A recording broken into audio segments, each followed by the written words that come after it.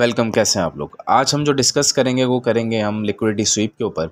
और हम गोल्ड के चार्ट पे एक अच्छी एग्जांपल है, तो यहीं से स्टार्ट करते हैं, बाकी चार्ट्स को भी देखते हैं। अच्छा, इस पे अगर हम देखें ना 4 आवर के चार्ट पे चलें तो बल्कि 30 मिनट्स पे चलते हैं, ज़्यादा अच्छा एक मिल जाएगी हमें एग्जाम्पल। 30 मिनट्स के चार्ट पे चलें तो आप देखें कि मार्केट जब यहाँ से गिर रही थी, गिरते गिरते यहाँ पे कंसोलिडेट हुई, फिर मार्केट गिरी, कंसोलिडेट हुई, फिर यहाँ पे देखें एक आपको कैंडल नज़र आ रही है। अच्छा, लिक्विडिटी के लिए ज़रूरी होता है कि उसकी जो नीचे वाली विक है ना वो बड़ी हो और ऊपर वाली कैंडल छोटी हो। अब आप ये देखें कि इधर हुआ क्या है, विक बड़ी है, कैंडल छोटी है और मार्केट ऊपर से गिर रही थी। इसी के साथ आप देखते हैं वॉल्यूम। हम इधर ज़रा वॉल्यूम का इंडिकेटर लगाते हैं और यही वाला वॉल्यूम यूज़ करें। और ऐसे में आप ये देखते हैं कि जैसे विक बड़ी थी तो वॉल्यूम भी ज़्यादा हो। तो ये देखें, इसका जो वॉल्यूम था वो पिछली कई कैंडल्स के मुकाबले में थोड़ा ज़्यादा था। ठीक है, अगर तो वॉल्यूम भी कम होता तो फिर वो लिक्विडिटी स्वीप में नहीं आता। वॉल्यूम ज़्यादा का मतलब है कि जैसे ये विक लगी है, बहुत से लोगों ने लगाए होंगे स्टॉप लॉसेस। क्योंकि होता क्या है कि जैसे मार्केट यहाँ से ऊपर गई, लोग इस विक के नीचे अपने स्टॉप लॉसेस लगाते हैं और इसको लॉन्ग कर देते हैं लंबे टाइम के लिए। फिर मार्केट नीचे आती है, मार्केट ने ये विक मारी, सारे स्टॉप लॉसेस को हंड किया और फिर मार्केट दोबारा ऊपर की तरफ। इसके साथ आप देखते हैं वॉल्यूम जो है वो ज़्यादा है, तो वॉल्यूम इस चीज़ को सपोर्ट कर रहा है। इसी के बाद देखेंगे हुआ क्या कि मार्केट जो है वो तेज़ी से ऊपर की तरफ गई और अभी तक, खैर अभी क्लोजिंग नहीं हुई, लेकिन मार्केट इस तक वापस नहीं आई है। हो सकता है आ जाए, लेकिन एक अच्छा मूव तो आपको मिल गया। इसी तरह आप बिटकॉइन को देखते हैं। अगर हम बिटकॉइन को देखें डेली टाइम फ्रेम पे, तो डेली टाइम फ्रेम पे अगर आपको याद हो कि हमने प्रीवियस वीडियो में भी डिस्कस किया था और मैंने उस वक्त भी आपको बताया था कि ये जो इतनी बड़ी विक है, मैं बात कर रहा हूँ आपसे इस विक के बारे में। ठीक है, अब ये जो इतनी बड़ी विक ऊपर वाली, ये क्यों थी कि ये जो हाई बना था, इस हाई के ऊपर लोगों ने लगाए थे स्टॉप लॉसेस और लोगों ने कर दिए थे यहाँ से शॉर्ट। उससे हुआ क्या कि जैसे ही मार्केट नीचे जाने के बजाय अचानक ऊपर गई, इनके स्टॉप लॉसेस को हंड किया और फिर मार्केट दोबारा नीचे। जाना तो नीचे ही था, लेकिन इनके स्टॉप लॉसेस हंड करना ज़रूरी थे ताकि मार्केट को थोड़ा पैसा मिले, मार्केट को थोड़ा बूम मिले, थोड़ा फ्यूल मिले, ताकि मार्केट नीचे की तरफ जाए। अब इस केस में आप ज़रा चेक करें वॉल्यूम। जब आपने वॉल्यूम देखा तो पिछले कई कैंडल्स के मुकाबले में वॉल्यूम बड़ा था। इसका मतलब कि यहाँ पे हुई है लिक्विडिटी स्वीप। यहाँ पे लोगों के स्टॉप लॉसेस थे, उसको हंड किया और फिर market all the way down. इसको कहते हैं लिक्विडिटी स्वीप। इसी तरीके से अच्छा, डेली टाइम फ्रेम पे क्योंकि हमें कम मिलेंगे, हम बल्कि एक ये और मिल गया। ये देखें यहाँ पे, ये आपको नज़र आएगा कि मैं इस कैंडल की बात कर रहा हूँ कि यहाँ भी जो बॉडी है वो छोटी है और नीचे वाली विक बड़ी है। ऑल दो विक ऊपर भी है, ये ज़्यादा इंपॉर्टेंट अच्छी तरह काम नहीं करती बजाय इसके कि जो ये काम करती है। लेकिन फिर भी अगर हम इसको देखें तो इधर वॉल्यूम क्योंकि बड़ा था तो मार्केट दोबारा तो आई जोन पे, लेकिन फिर ऊपर चली गई। इसी तरीके से ज़्यादा अच्छी एग्जाम्पल हमारे पास है ये जो कैंडल आपके पास बनी हुई है। इस कैंडल के अंदर अगर आप देखें तो बॉडी छोटी है, विक बहुत ही बड़ी है और वॉल्यूम भी ज़्यादा है। और फिर मार्केट अचानक यहाँ से शूट करी और ऑलमोस्ट ही कितना शूट करी, काफ़ी 12% तक मार्केट ने शूट किया। और वो भी शूट किया सिर्फ 2 दिनों में, ज़्यादा बड़ा टाइम नहीं लगाया।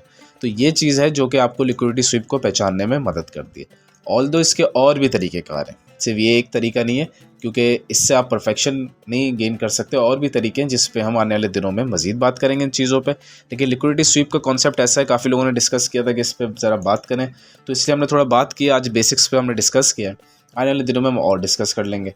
किसी और कॉइन को देख लेते हैं, हम देख लेते हैं इथेरियम को। अच्छा, इथेरियम में देखते हैं कि भाई लिक्विडिटी स्वीप, अब ये देखें इसकी बॉडी बड़ी है, विक छोटी है, तो इसको आपने नहीं लेना फ़िलहाल। आपने इसको लेना है जिसकी बॉडी बड़ी हो, और मतलब बॉडी छोटी हो लेकिन विक बड़ी हो। अब ये देखें ये कितनी बड़ी विक है और बॉडी कितनी छोटी है। ठीक है, जबकि वॉल्यूम भी ज़्यादा है, तो ये दोनों कंडीशंस को फुलफ़िल करते हैं। लेकिन उसके बावजूद भी मार्केट ऊपर नहीं गई, मार्केट नीचे गई है इसमें। तो ऐसा क्यों हुआ है? अब ये वो चीज़ है जो मैंने आपसे कहा कि सारी कंडीशंस नहीं, अभी जो मैंने आपको कंडीशन सिखाई उस पर मेजॉरिटी ऑफ द ट्रेड्स में तो आप सक्सेसफुल रहेंगे, लेकिन कुछ ट्रेड्स में आप थोड़ा लॉस में भी आ सकते हैं। तो उसके लिए खैर आप एसएल को मेंटेन रखते हैं। अब ये चीज़ है जो कि मैं आने वाली वीडियो से मज़ीद डिस्कस करूँगा। बहुत से दूसरे एलिमेंट्स हैं जो आपको इस चीज़ को पकड़ने में मदद करते हैं। अच्छा खैर, हम और देखते हैं और कहाँ पे लिक्विडिटी स्वीप हुई है तो हमें मिले। ये देखें, ये यहाँ पे ये जो विक थी वो बड़ी थी, ठीक है, और ये जो ऊपर वाली विक थी वो मतलब बॉडी थी वो विक के मुकाबले में छोटी है। वैसे तो बॉडी बड़ी है लेकिन वॉल्यूम भी ज़्यादा है, तो फिर मार्केट ऊपर, ऑल दो मार्केट दोबारा तो आई लेकिन इसके लो तक नहीं आई और वहीं से मार्केट ऊपर चली गई। अब एक चीज़ आपने देखनी है जो बिगिनर्स हैं वो इस चीज़ का ध्यान रखें कि ऊपर वाली जो विक है ना वो ज़्यादा बड़ी नहीं होनी चाहिए। मतलब इसकी भी विक निकली हुई छोटी सी, लेकिन वो विक अगर ना हो तो वो कैंडल आपके लिए ज़्यादा वैलिड हो जाती है। मतलब अगर ऊपर विक ही ना हो और नीचे विक बड़ी हो, वॉल्यूम भी ज़्यादा हो, ये 3 कंडीशन अगर पूरी हो जाए फिर आप ट्रेड में जा सकते हैं बाई की। आप समझ जाएं कि यहाँ पे लिक्विडिटी स्वीप हो गया। और देखते हैं हम ज़रा, अगर हमें और कोई एग्जाम्पल अच्छी सी यहाँ पे मिल जाए। ये देखें, ये एक कैंडल थी, इसके नीचे ये लिक्विडिटी मतलब इसकी विक जो है बहुत बड़ी थी, यहाँ पे कैंडल भी बड़ी थी, लिक्विडिटी स्वीप हो गई और उसके बाद मार्केट ऊपर तो गई, लेकिन अगर आप थोड़ा सा ऊपर से भी उठा लें, यहाँ से भी उठाएं तो 8%। अब इथेरियम 8% ऊपर रोज़ाना नहीं जाता, इथेरियम को 8% जाने के लिए अच्छा खासा फ्यूल चाहिए। बाकी अगर आप देखें, और हाँ उसके बाद फिर ऑल दो मार्केट थोड़ी नीचे आ गई, लेकिन 8 से 9% का आपको एक गेन यहाँ पे मिल गया। अच्छा, और देखते हैं हम। अच्छा, ये है वो कैंडल जिसकी मैं बात कर रहा था, जिसमें विक ऊपर की छोटी हो, नीचे की विक बड़ी हो, बॉडी बिल्कुल ही छोटी हो और साथ साथ वॉल्यूम भी पिछले वॉल्यूम से बहुत ज़्यादा, पिछले काफ़ी टाइम से जो वॉल्यूम था वो ज़्यादा था और मतलब कम था और अब वॉल्यूम ज़्यादा हुआ, तो देखें कितना अच्छा गेन आपको नज़र आया।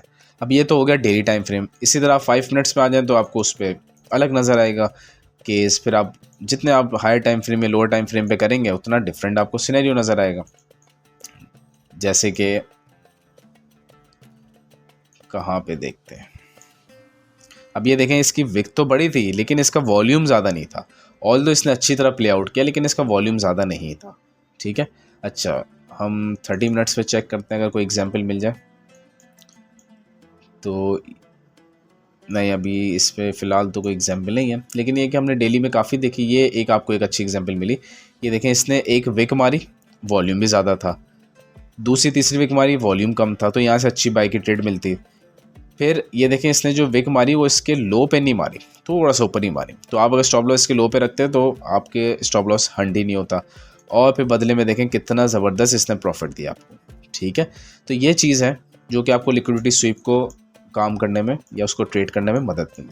ऑल दो मैं दोबारा रिपीट कर रहा हूँ, लिक्विडिटी स्वीप के लिए और भी चीज़ें जो आपको परफेक्ट ट्रेड में मदद करती हैं वो हम अगली कुछ वीडियोज़ में डिस्कस करेंगे।